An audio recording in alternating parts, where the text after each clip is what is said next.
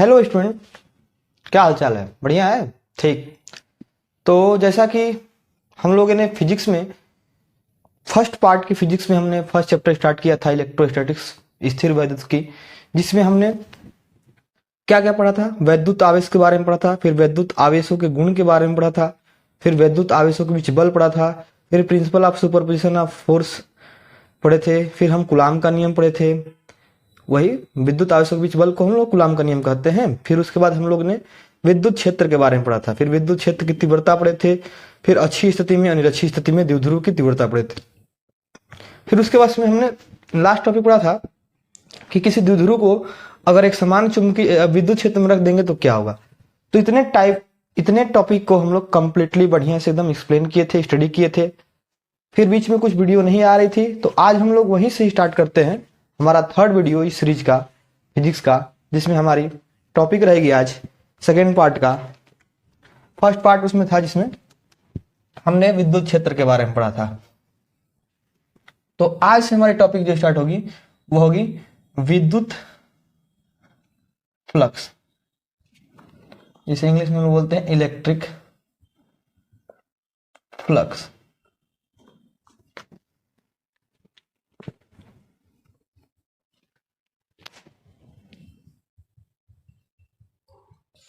तो आज की टॉपिक हमारी रहेगी विद्युत फ्लक्स। विद्युत फ्लक्स के जो गुण है वो पढ़ेंगे हम लोग। फिर विद्युत फ्लक्स से रिलेटेड जो गॉस का प्रमेय है उसको हम पढ़ेंगे और गॉस के प्रमेय को उत्पत्ति करेंगे। आज की हमारी टॉपिक यही रहेगी। तो विद्युत फ्लक्स पढ़ने से पहले आपको एक चीज जानना है, जैसा कि अभी तक आप लोग जानते थे कि एरिया जो है किसी भी चीज की एरिया एक अदिश राशि है, बट एरिया एक सदिश राशि है और एरिया की जो दिशा होती है, जैसे ये पृष्ठ है, इसका अगर हम एरिया निकालेंगे तो जो एरिया का दिशा होगा वह इसके लंबवत होगा।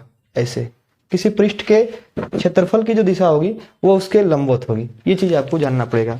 अब हम लोग आएंगे विद्युत फ्लक्स। तो मान लीजिए कोई चालक है जिसका एक पृष्ठ हमने लिया ऐसे। अब इसके लंबवत गुजरने वाले विद्युत बल रेखाओं की संख्या को विद्युत फ्लक्स कहते हैं। मतलब कोई ये पृष्ठ है, इस पृष्ठ से जितने भी लंबवत विद्युत बल रेखाएं गुजरेंगी उन्हीं की संख्या को हम लोग क्या कहेंगे?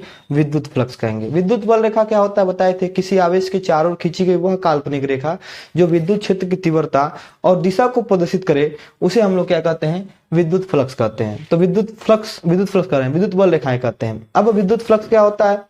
तो ये पृष्ठ है, अब पृष्ठ के लंबवत जितने भी विद्युत बल रेखाएं गुजरेंगी उन्हीं की संख्याओं को हम लोग बोलेंगे विद्युत फ्लक्स। इसे हम लोग फाई से डिनोट करते हैं, फाई से प्रदर्शित करते हैं। अब फाई इक्वल टू होता क्या है? E dot A. अब जानते हैं जैसा कि आप लोग डॉट प्रोडक्ट में क्या आता है? A B cos theta. तो यहां से आएगा ई ए कॉस थीटा, जहां पर थीटा जो है विद्युत क्षेत्र की तीव्रता तथा क्षेत्रफल की दिशा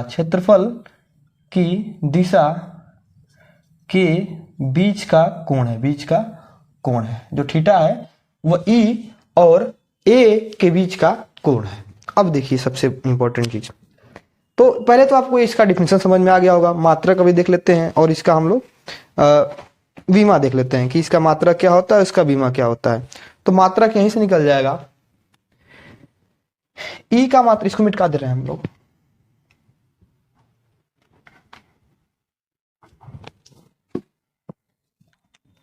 ई का मात्रक होता है न्यूटन पर coulomb. E equal to F by Q से होता है। तो एफ का न्यूटन, क्यू नॉट का कूलाम, और एरिया का होता है मीटर स्क्वायर। तो newton metre square upon coulomb हो गया। अब अगर फार्मूले से रखना चाहें या यूनिट से इसका बीमा निकाल लेंगे तो इसका बीमा कुछ आएगा ml3 t पे 3 a minus ml3 t3 a पे -1। अब देखिए ये सदिश राशि की अदिश राशि है, तो हम जानते हैं कि जो डॉट प्रोडक्ट होता है उससे मिलने वाली जो भौतिक राशि होती है वह कौन सी राशि होती है? अदिश राशि। अगर यही क्रॉस प्रोडक्ट होता तो वो क्या होता है, सदिश राशि। जैसे कि टाउ इक्वल टू होता है आर क्रॉस एफ, तो आर क्रॉस से जो होता है, जो निकलता है वो होता है वेक्टर क्वांटिटी। और जैसे वर्क W इक्वल टू होता है फोर्स इंटू डी, तो जो डॉट से मिलता है वो अदिश राशि होती है, यानी इसके लिए दिशा की आवश्यकता नहीं होती है। तो उसके सेम कॉन्सेप्ट से हम लोग ये कह सकते हैं कि विद्युत फ्लक्स जो है कौन सी राशि है, अदिश राशि है। तो विद्युत फ्लक्स के बारे में क्या जाने आप लोग, एक प्रकार से संख्या है, पृष्ठ के लंबवत गुजरने वाले बल रेखाओं की संख्या को हम लोग क्या कहते हैं, विद्युत फ्लक्स कहते हैं। इसे फाई से प्रस्तुत करते हैं, इसका मात्रक न्यूटन मीटर स्क्वायर बटा में कूलाम होता है, इसका विमा ml3 t पे 3 a पे -1 होता है, और यह एक सदिश राशि है। विद्युत फ्लक्स के बारे में हम लोग समझ गए। सतत आवेश वितरण हम पढ़ाए थे शायद, सतत आवेश वितरण नहीं पढ़ाए थे, तो एक बार सतत आवेश वितरण के बारे में हम लोग देख ले रहे हैं, यानी एक टॉपिक और हम लोग जोड़ दे रहे हैं इसमें, सतत आवेश वितरण आज की दूसरी टॉपिक हमारी, क्योंकि इसका यूज होगा गॉस के नियम में। फिर गॉस का नियम हम लोग देखते हैं। तो ये बहुत ही इंपॉर्टेंट टॉपिक है, सतत आवेश वितरण। सारा नोट्स आपको टेलीग्राम चैनल पर मिल जाएगा। टेलीग्राम चैनल पे आप लोग न्यूक्लियस एजुकेशन सेंटर सर्च कीजिएगा, वहां पे आपको मिलेगा, उसमें सारा नोट्स अवेलेबल है।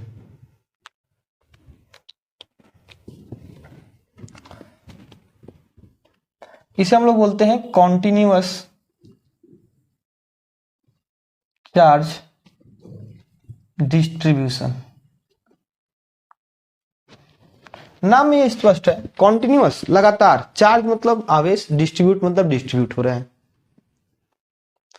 एक समान रूप से अगर आवेश वितरित हो गए तो उसे हम लोग बोलेंगे सतत आवेश वितरण। लेकिन इसको हम थोड़ा कोर कॉन्सेप्ट इसका समझ रहे हैं, जिससे हमको हमारी थ्योरी एकदम क्रिस्टल क्लियर हो जाए, हमको कभी भूले ना, एकदम इसके बेसिक्स को हम लोग स्टडी करेंगे।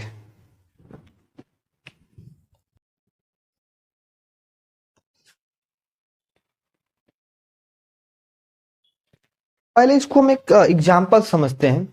मान लीजिए आप ट्रैफिक में फंसे हुए हैं, ट्रैफिक, फोर व्हीलर का ट्रैफिक है, फोर व्हीलर ट्रैफिक लगा है, ऐसे कुछ कार्स हैं सब, ठीक है।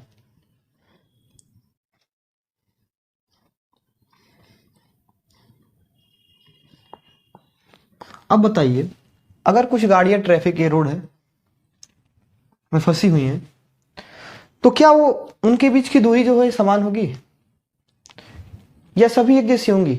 नहीं ना, एक समान रूप से तो ये डिस्ट्रीब्यूट होंगी सब नहीं, क्योंकि कुछ गैप ज्यादा हो सकता है बीच में, कहीं गैप कम हो सकता है, कोई अलग गाड़ी हो सकती है, कोई दूसरी गाड़ी हो सकती है। लेकिन अगर इसी चीज को हम अंतरिक्ष से अगर हम ऑब्जर्व करें, इसी चीज को जो नीचे है, इस चीज को हम अंतरिक्ष से ऑब्जर्व करें, तो हमको क्या दिखाई देगा? हमको ये दिखाई देगा, अगर उतना दूर से दिख रहा है तो मतलब अंतरिक्ष से नहीं दिखना है, मतलब ऐसे डिस्टेंस, कुछ डिस्टेंस से दिखना है, तो लगेगा कि हाँ एक समान रूप से वितरित हुआ है। मतलब यहां से देख रहे हैं तो लग रहा है एकदम क्लियर गैप दिख रहा है, लेकिन यहां देखें तो कुछ दूर से देखने पर लगेगा कि हाँ एकदम एक समान रूप से वितरित हुई है।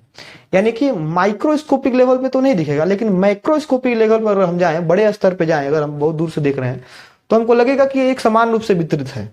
वही हाल हम यहाँ पे देखेंगे, यानी सूक्ष्म स्तर पे हमको देखना नहीं है, सूक्ष्म स्तर पर कंटिन्यूअस चार्ज डिस्ट्रीब्यूशन नहीं होता है, माइक्रोस्कोपिक लेवल पे देखना है। तो मान लीजिए एक कोई रेखा है, एक कोई चालक है जिसमें केवल लंबाई है, चौड़ाई उड़ाई नहीं है, एकदम मतलब चौड़ाई कम है। अब एक चालक ऐसे ले लिए और एक चालक हमने ऐसे ले लिया।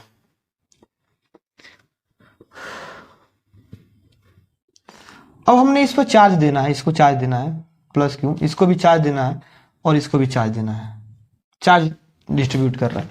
अगर ये एक समान रूप से वितरित हो गया, यानी सभी जगह एक समान रूप से फैल गया, 50 कूलम का चार्ज दिए, सब पॉइंट पे 5-5 कूलम का फैल गया, इस पे भी पूरा एक समान रूप से फैल गया, एक समान रूप से वितरित हो गया, तो इस घटना को हम लोग बोलते हैं, इस पे भी, तो इस चीज को बोलते हैं सतत आवेश वितरण। यानी अगर किसी चालक पे दिया गया आवेश एक समान रूप से उस पर वितरित हो जाता है, तो इस घटना को हम लोग सतत आवेश वितरण कहते हैं। इस घटना को हम लोग क्या कहते हैं? सतत आवेश वितरण। अब ये 3 टाइप के होते हैं, एक होता है रेखीय आवेश वितरण, एक क्या होता है? रेखीय आवेश वितरण। तो अगर केवल चालक के लंबाई, अगर मान लीजिए एक बहुत पतला चालक है जिसकी वृत्त बहुत कम है, चौड़ाई बहुत कम है, तो यानी उसमें ये एक प्रकार से कह सकते हैं ये 1 डायमेंशन है, एक विमी है, एक 2 डायमेंशन है, मतलब इसमें लेंथ है और ब्रीथ है, ठीक है, ये लेंथ ब्रीथ कुछ भी मान सकते हैं, इसमें लेंथ भी है, ब्रीथ भी है और हाइट भी है, तो ये 3 डायमेंशन हो गया। तो एक डायमेंशन में केवल रेखा की बात आएगा, 2 डायमेंशन में लंबाई चौड़ाई एरिया की बात आएगा, और 3 डायमेंशन में लंबाई चौड़ाई ऊंचाई यानी वॉल्यूम की बात आएगा। तो इसको हम लोग बोलेंगे रेखीय आवेश वितरण, यानी जब चालक को आवेश दे रहे हैं और चालक की केवल लंबाई पर वो वितरित हो रहा है तो इस घटना को हम लोग बोलते हैं रेखीय आवेश वितरण। तथा जितना हम चार्ज दे रहे हैं और जितना उसकी लंबाई है उसके अनुपात को हम लोग बोलेंगे रेखीय आवेश घनत्व। क्या बोलेंगे?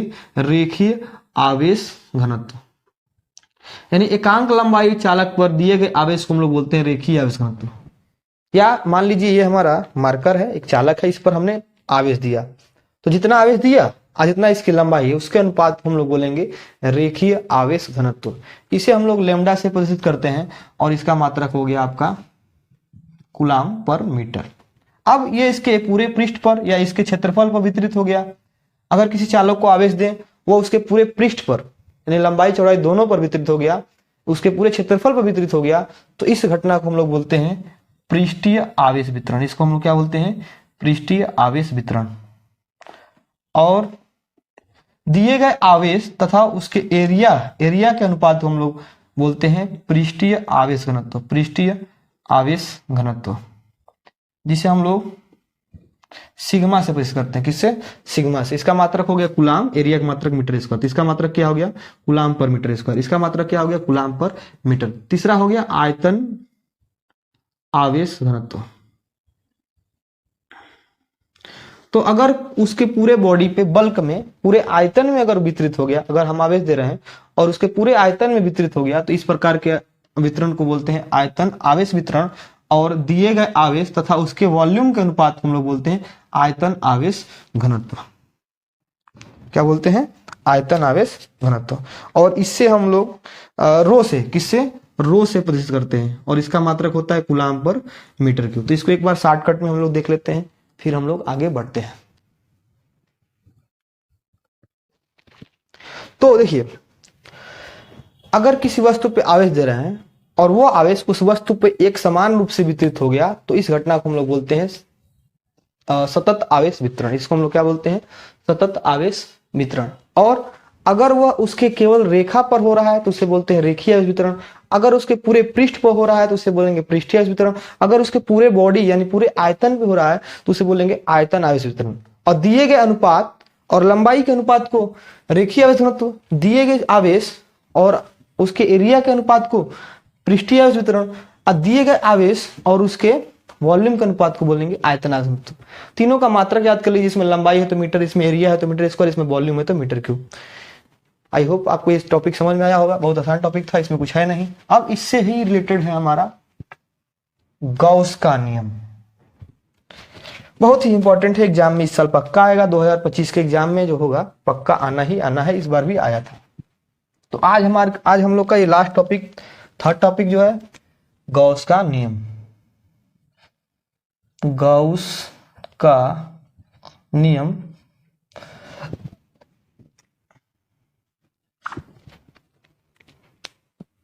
या गॉस का प्रमेय। गॉस का प्रमेय लिख दे रहे हैं, थ्योरम है एक प्रकार से। गॉस का प्रमेय, गॉस थ्योरम।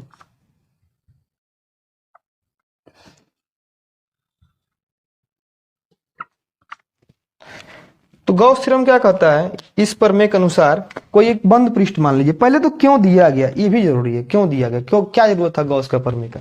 सबसे जरूरी है कि आखिर में ये प्रमेय दिया गया, नियम दिया गया, क्यों दिया गया। जैसे ओम का नियम क्यों दिया गया, क्या जरूरत था ओम का नियम का। तो ओम के नियम द्वारा ही सबसे पहले विभवांतर धारा के मध्य संबंध स्थापित किया गया। फिर अगर केमिस्ट्री में चले जाए तो हेनरी का नियम क्यों दिया गया। तो हेनरी के नियम गैस की द्रव में विलेयता के बताने के लिए दिया गया। तो उसी प्रकार गॉस का नियम का क्या आवश्यकता था, जैसे कूलाम का नियम क्या आवश्यकता था, तो दो आवेशों के बीच कितना बल लगेगा ये बताया कूलाम का नियम। उसी प्रकार से अगर हम बात करें गॉस का प्रमेय क्या है, तो अभी देखिए, अभी हमने क्या निकाला था, एक बिंदु आवेश के कारण यहाँ पे हमने ई निकाला था 1/4 पाई एप्सिलॉन नॉट क्यू बट्टा में आर स्क्वायर। फिर हमने द्विध्रुव के कारण यहाँ पे निकाला था, तो E equal to 1/4 pi epsilon naught 2p बट्टा में आर क्यू आया था। फिर द्विध्रुव के यहाँ पे निकाला था, अच्छी में निरक्षी में निकाला था, तो 1/4 पाई एप्सिलॉन नॉट p बट्टा में आर क्यू आया था, ऐसे कुछ आया था। इसके लिए तो हम निकाल दिए, लेकिन अगर कोई और बॉडी आ गई, जैसे जैसे एक और चीज होता है, जैसे पहले यूपी बोर्ड में आता था ये वाला वृत्ताकार खोल के कारण, अब हटा दिया सिलेबस से, तो इसको हम लोग ऐसे तोड़ कर और यहाँ पर इसको निकालते थे, और हम चैनल पे पढ़ाए हैं। शुरुआत में एकदम जब वीडियो चालू हो रही थी, जब ये चैनल बना था, तो वहां पे हम पढ़ाए थे। यानी हमने मान के चलिए एक बिंदु आवेश, एक द्विध्रुव अवृत्ताकार खोल के कारण तो निकाल दिया था।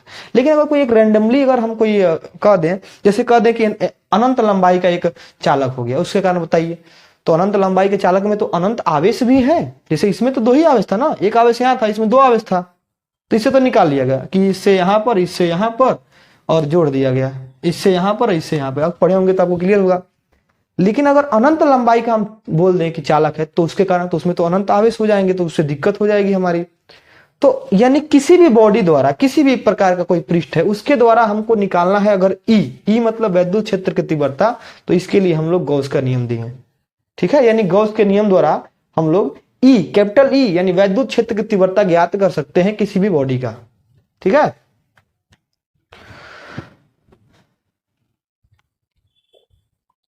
तो पहले हम लोग गॉस का प्रमेय देखते हैं, फिर उसके बाद गॉस का प्रमेय और गॉस का प्रूफ करके, और फिर इसका एप्लीकेशन हम लोग कल देखेंगे। और एप्लीकेशन के साथ साथ हम लोग उसको इसकी न्यूमेरिकल स्टार्ट करेंगे, एनसीईआरटी की न्यूमेरिकल पढ़ेंगे इस चैप्टर के, उसको ये चैप्टर समाप्त हो जाएगा।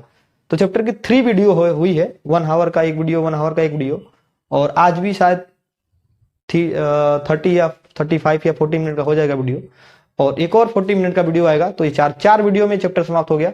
बाकी न्यूमेरिकल के लिए भी 4 या 5 वीडियो आएगी, यानी 10 वीडियो में एक चैप्टर का हमारा टारगेट है समाप्त करने का। बहुत ही अच्छे से एक्सप्लेन किया जाएगा।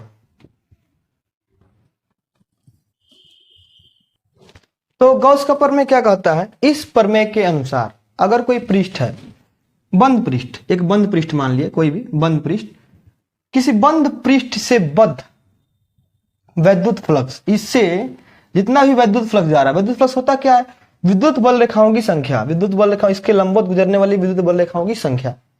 तो इस पृष्ठ से जितनी भी जुड़ी हुई वैद्युत फ्लक्स होंगी, तो किसी बंद पृष्ठ से, किसी बंद पृष्ठ से बद्ध, बद्ध मतलब जुड़ा हुआ, बद्ध क्या? बद्ध विद्युत फ्लक्स, विद्युत फ्लक्स, इसके कुल आवेश, इसका कुल आवेश यानी इसके कुल आवेश का 1/ε0 गुना होता है। यही है, यानी विद्युत फ्लक्स यानी फाई जो है, कुल आवेश को क्यों से लिख दे रहे हैं, का 1/ε0 गुना होता है। यही है गॉस का प्रमेय, यानी phi equal to Q/ε0। Phi क्या है? विद्युत फ्लक्स। Q क्या है? कुल आवेश, ये तो जानते ही हैं। तो किसी बंद पृष्ठ से बद्ध कोई पृष्ठ है, उससे जुड़ा हुआ, अच्छा बंद पृष्ठ होना चाहिए, ओपन नहीं होना चाहिए। ऐसा पृष्ठ जो बंद हो उसे गॉसियन पृष्ठ कहते हैं, अभी आगे बताएंगे गॉसियन पृष्ठ क्या होता है।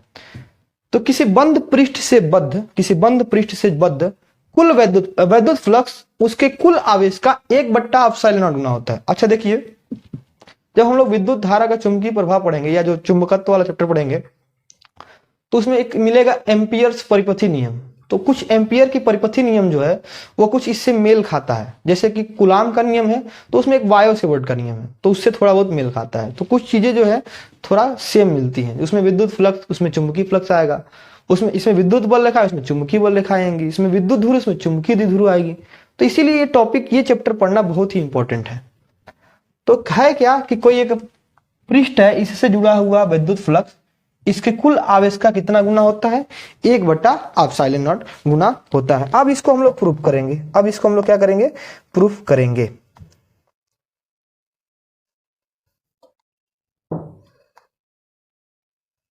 तो कुछ नहीं करना है, प्रूफ बहुत आसानी से हो जाएगा। अच्छा, जितनी भी चीजें हैं जो मानने वाली हैं वो हम आपको नोट्स में प्रोवाइड कर दे रहे हैं, यहाँ पे उसको मान नहीं रहे हैं। तो माना एक आवेश जो है +Q परावैद्युतांक K वाले माध्यम में रखा गया, इसको लिख दीजिए। माना एक आवेश +Q परावैद्युतांक K वाले माध्यम में रखा गया है। मान लीजिए, माना एक आवेश या बिंदु आवेश +Q वायु में रख दिया गया है, वायु में रखा गया है, वायु में स्थित है। अब इसकी गॉसियन पृष्ठ की बात करें तो एकांक स्थिर आवेश के कारण जो गॉसियन पृष्ठ होता है ना, वह सर्कुलर होता है, वृत्ताकार होता है, वृत्ताकार या गोलाकार होता है, वृत्त नहीं बल्कि गोलाकार होता है। तो इसके कारण गॉसियन पृष्ठ की अगर कल्पना करें तो गोलाकार, यानी गोल में बीच में क्यू है, गेंद के बीच में क्यू है, और वो जो गेंद है ना वो इसका गॉसियन पृष्ठ है, वो बंद पृष्ठ की बात की है अभी।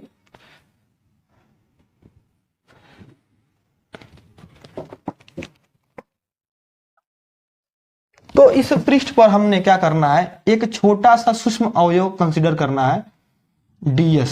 क्या कंसीडर करना है, ds। तो माना प्लस q से r दूरी पर एक सूक्ष्म अवयव क्या है, ds है, सूक्ष्म अवयव ds है, यानी इससे r दूरी पर ये ds है। अब बताएं कि अगर कोई पृष्ठ है, ऐसे कोई पृष्ठ है, तो इसके कारण जो इसकी जो एरिया होगी, एरिया की जो दिशा होगी इससे बाहर की ओर होगी, यानी ds की दिशा बाहर की ओर है ऐसे, ठीक है। अब प्लस q के कारण विद्युत क्षेत्र भी बाहर की ओर होगा, यानी जो इस पर विद्युत क्षेत्र होगा वो भी इससे ही होगा, सेम डायरेक्शन में होगा, यानी विद्युत क्षेत्र की दिशा और ds की दिशा दोनों सेम है। समझ गए, हमने क्या किया, एक आवेश माना, उस आवेश से r दूरी पर एक सूक्ष्म अवयव ds माना, और ds की दिशा भी उधर है जिधर E की दिशा है, विद्युत क्षेत्र की दिशा है। अब हमको कुछ नहीं करना है,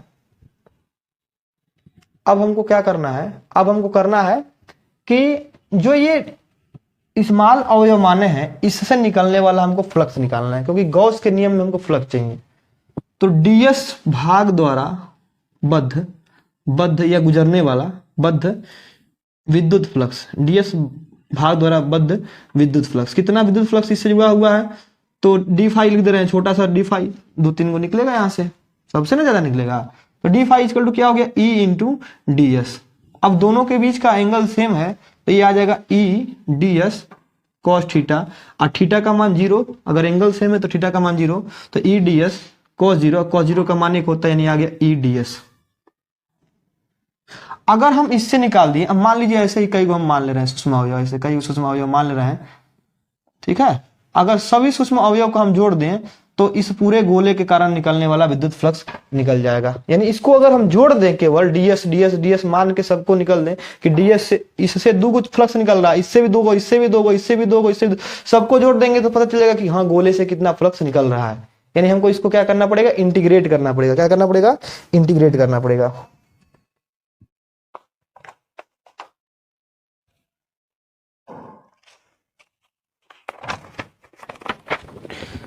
तो क्या लिखेंगे, संपूर्ण पृष्ठ से गुजरने वाला विद्युत फ्लक्स, संपूर्ण पृष्ठ से विद्युत फ्लक्स कैसे निकलेगा, फाई को हम लोग कैसे डी फाई को जोड़ देंगे, इंटीग्रेट कर देंगे। डी फाई की वैल्यू कितना है, डी फाई की वैल्यू है ई डी एस, ई को आगे कर लेंगे तो फाई इक्वल टू हो गया ई और डी एस। अब डी एस क्या है भाई, डी एस इसका क्षेत्रफल होगा, तो गोले का क्षेत्रफल कितना होता है, गोले का क्षेत्रफल होता है 4 पाई आर स्क्वायर, तो ये हो गया phi equal to E into 4 pi R square, समीकरण नंबर 2। ठीक है, यहां तक हो गया। अब क्या हम जानते हैं कि बिंदु आवेश के कारण किसी बिंदु पर बिंदु आवेश प्लस क्यू के कारण बिंदु P, यहां पे बिंदु P मान ले रहे हैं, बिंदु P पर विद्युत क्षेत्र की तीव्रता हम लोग ऑलरेडी निकाल चुके हैं किसी बिंदु वाला फार्मूला से। कितना होता है E होता है 1/4 पाई एप्सिलॉन नॉट, चूंकि हम वायु में माने हैं तो K नहीं रहेगा, तो Q बट्टा आर स्क्वायर, समीकरण नंबर 3, और यही E का मान हम इसमें रख देंगे। तो ये इसका काम हो चुका है, इसको हम मिटा दे रहे हैं।